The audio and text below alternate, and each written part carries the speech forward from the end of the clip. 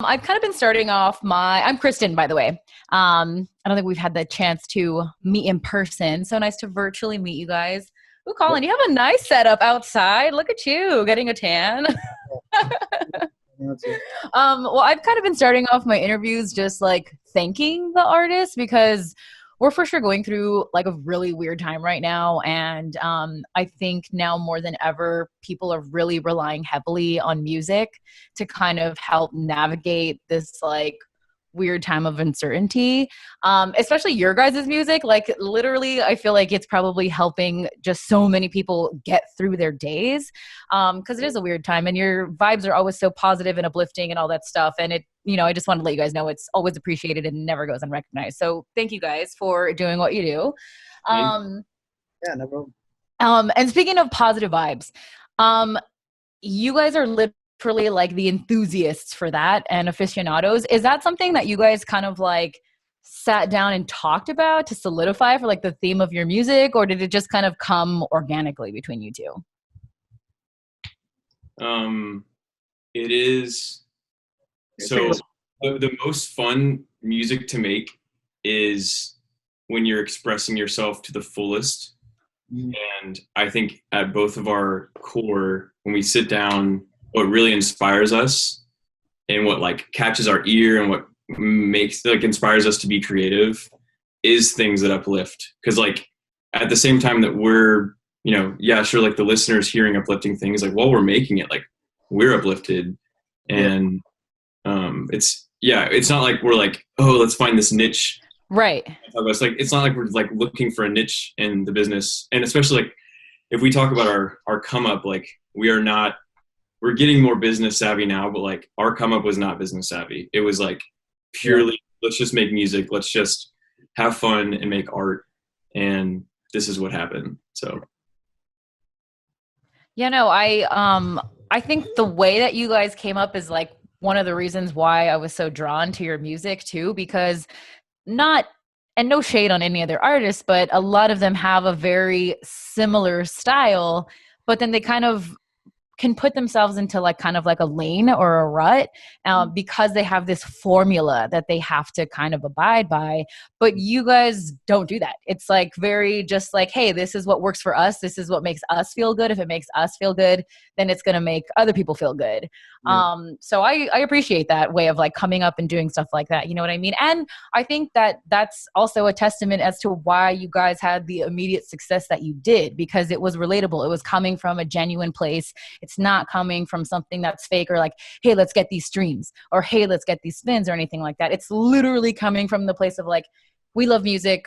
If you're down to come into this world of ours, you're included. Like your music is so, so inclusive. And I appreciate that so much also. And I know that I want to like ask separately each of you. I know Colin, you kind of grew up with music, like very heavy in your life. Was it something that you liked right away, or was it kind of like, hey, you should do this? All right, fine, I'll do it. Like, how did that kind of unfold for you? Yeah, just being a part of it. Yeah, well, because I know Colin like grew up with it, and Forrest, you kind of are like self-taught.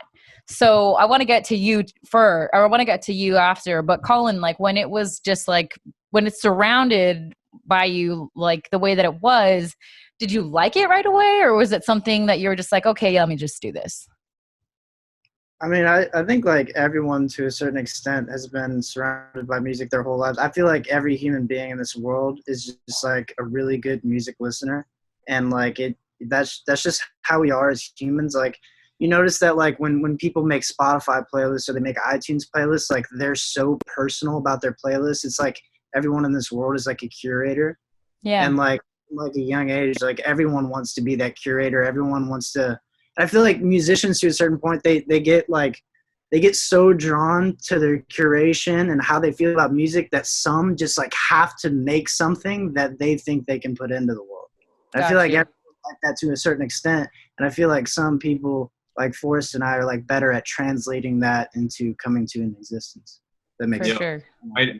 And to expand on Colin's point, like I guess to even like rephrase it, it's almost like you hear music and you're like, oh, like I wish if I would have made it this song that I love, like I would have done this different. And like say you do that like 1,000 times, you end up collecting like, this is like, I want to put this out there because like this is what I want to hear. And Forrest relates music to food really well a lot. I think I love that. And especially in this situation, because I was just thinking while Forrest was talking, if you think about it, say like you go out to these restaurants and some food is fancy and you curate this taste palette that you have, right? And it's like when you get back home and you go out and buy groceries and you have all these tools and all these pots and pans and all these recipes and all this, it's like, well, let's see how my home cooking tastes. And then eventually, maybe if you're a good enough chef at home, you become a chef and then you start serving your own food. I love that. I've never, I don't think I've ever talked to anybody who's compared it to food in that way. And it makes complete sense. Like you are expanding basically your musical palette. Yeah. Our music specifically, like if you take, I don't know, and this is not dogging anybody, but like, this is just how my body reacts. Like my spirit reacts to music. I could listen to something that like feels like candy. Like it's really good off the bat. But if you listen to that song, like multiple times throughout the week, by the end of the week you would be less of a person, like actually hurt you, because you'd be like, whether like the mindset of the song might be messed up or like the intentions, and you start to do that. So our music is healthy food that's like really packaged in a way that tastes good. Oh my God, yeah. I was waiting for your food reference because I also know that you're kind of a health nut. So I'm like, is he going to somehow intertwine this over here? Everything's all connected. Like who you are and who you are and everything. It's true. It's true. And then like this might be coming out of nowhere and stuff, but like the way that you guys met, now I might have read it incorrectly, but like you found each other on the internet and then like who drove to whose house and you just met a total stranger. Like, did that not weird you out a little in the beginning? Like that would freak me out. If it was my kid, I'd be like, who's coming over? I don't think so. I think part of it is like Southern hospitality of like Texas being more lenient towards that. And then second to that is like Forrest is just like one of the friendliest dudes of all time. So kind of, it doesn't like we could just, I mean, Colin likes to talk about, and this actually goes into like the name surfaces because he came up with the name.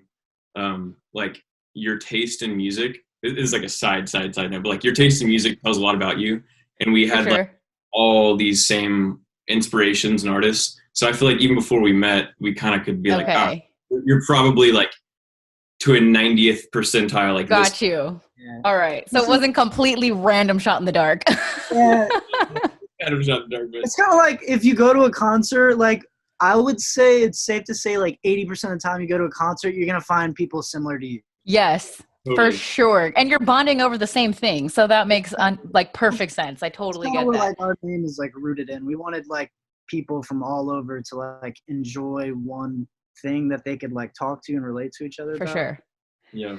And then when you guys met, how soon after was it that you started working on your first album together? Ooh, a long time. Really? Like a year.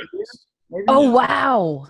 Yeah, we never set out to do anything specific. We kind of just like to hang and jam out with each other and show each other stuff we were working on. But it wasn't until Forrest took his job in Seattle once he graduated college that like we would still communicate.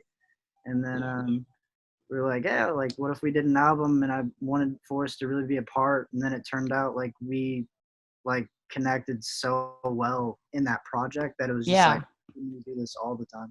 You could literally hear, this might sound crazy, you could hear like the chemistry of just like of every element like in your songs and how they just like flow. Like they just kind of all like fell into place and stuff. And then you wrote your first album in a houseboat, right?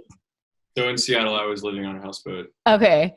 So wait, so the college thing that I wanted to tell you guys about is when I went to school, the big thing from my school was to go to Lake Shasta every Memorial Day weekend on houseboats. It was just something that everybody did. And when I was like kind of first discovering you guys, it was like Sunday Best was my first intro to you guys. And then I did a deep dive and I went and I was like listening to like your first album, Surf, and like your second album, all that stuff.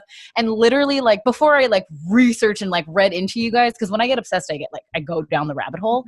And like one of the first thoughts that I thought of when I was listening. I was like, damn, like where was this when I was in college? Like this is perfect houseboat music. Cause that's how we would start all our like mornings, you know what I mean? With like that laid back, easy listening, you're on vacation feel, like totally like disconnected from reality, connected with yourself. And then when I found out that you wrote it on a houseboat, I was like, oh, like mind blown kind of thing. Does the environment affect like how you guys like write your music? Like what type of influence does it have on that?